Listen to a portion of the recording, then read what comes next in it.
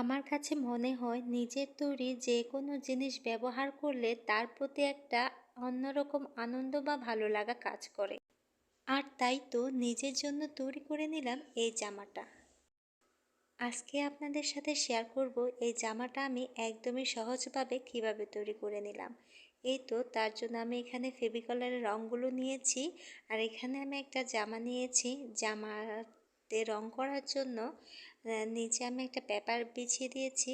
আর যে ডিজাইনটা চাচ্ছি, এই যে এরকম লম্বালম্বি করে টান দিয়ে এরকম ঘর করে নিয়েছি। সমান মাপের সবগুলো ঘর হবে। সাদা রংটা দিয়ে এই ঘরগুলো আমি প্রথমে এঁকে নিচ্ছি, তারপরে এর মাঝখানে বিভিন্ন রকমের ফুল আঁকবো।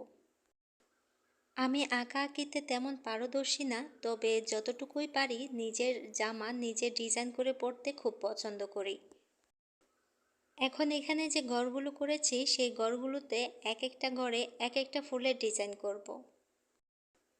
এক একটা করে এক একটা ফুল করব।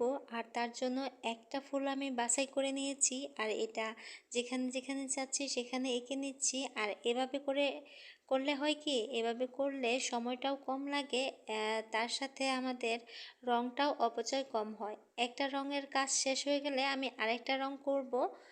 এখন আমি এভাবে সবগুলো ফুল এঁকে নিচ্ছি। এই পর্যায়ে আপনাদের কাছে আমার ছোট্ট একটা রিকোয়েস্ট, আমার ভিডিওগুলো যদি আপনাদের ভালো লেগে থাকে তাহলে কিন্তু আমার ভিডিওতে লাইক কমেন্ট শেয়ার করতে পারেন। সেই সাথে আমার ভিডিওগুলো যারা ফেসবুক পেজ থেকে দেখে থাকেন তারা কিন্তু আমার ফেসবুক পেজটি ফলো দিয়ে লাইক দিয়ে রাখবেন। এবং আমার কিন্তু একটা ইউটিউব চ্যানেলও রয়েছে, যারা আমার ইউটিউব চ্যানেল থেকে দেখছেন তারা কিন্তু আমার ইউটিউব চ্যানেলটি সাবস্ক্রাইব করে পাশে থাকবেন। এই তো এক এক করে আমি ফুলগুলো এঁকে নিচ্ছি।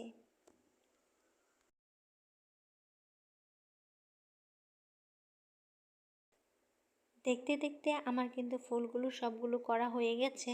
এখন এটা আমি শুকানোর জন্য রেখে দিয়েছি। শুকিয়ে গেলে আমি এই ফুলের মাঝখানেও কিছু একটু রং করে নেব।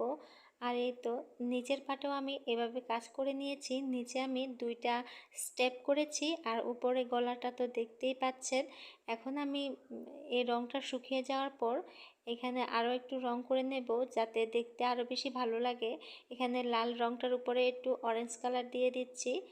আর মাঝখানে মাঝখানে ফুলের মাঝখানে অন্য আরও একটা কালার দিয়ে নিয়েছিলাম। এখন এটাকে আমি 10 থেকে 12 ঘন্টার জন্য এভাবে রেখে দিয়েছি রংটা শুকানোর জন্য। রংটা শুকিয়ে গেলে আমি যে নিচে পেপারটা বিছিয়ে নিয়েছিলাম সেই পেপারটা উঠিয়ে ফেলে দেব। এখন আমি এই কাপড়টাকে আয়রন করে নেব। আর হ্যান্ড প্রিন্টের কাপড় আয়রন করতে গেলে একটু সতর্কতার সাথে করতে হয়, নয়তো বা এই হ্যান্ড প্রিন্টের কাজটা নষ্ট হয়ে যেতে পারে। আমি এই হ্যান্ড প্রিন্টের কাপড়ের উপরে একটা পেপার রেখেছি, রেখে তারপর আয়রন করেছি। আর এই তো আমার জামার ফাইনাল লুকটা আপনাদের সাথে শেয়ার করে নিলাম। খুবই কালারফুল একটা ড্রেস হয়েছে। আর এই যে আমি সাদা যে বর্ডারগুলো টেনেছি, এই সাদা বর্ডারগুলোর পাশে দিয়ে যদি আমি কাঁথা সেলাইয়ের মতো করে যে কোনো একটা রং অথবা এই যে ব্লু কালার রংটা দিয়ে সেলাই করে নিতাম, তাহলে কিন্তু দেখতে আরও বেশি সুন্দর লাগতো। তবে আমার কাছে সময় ছিল না, তার জন্য করতে পারিনি। আর এটাতে আমি সাদা একটা ওড়না বা কালারফুল যে কোনো ওড়না দিয়ে আমি পরতে পারবো। আর এখানে আমি যে জুতাটা তৈরি করেছি এটাও কিন্তু আমি নিজেই তৈরি করেছি ওই জামাটার সাথে ম্যাচ করে। আর এর ভিডিওটাও কিন্তু আমি শেয়ার করেছি, চাইলে দেখে আসতে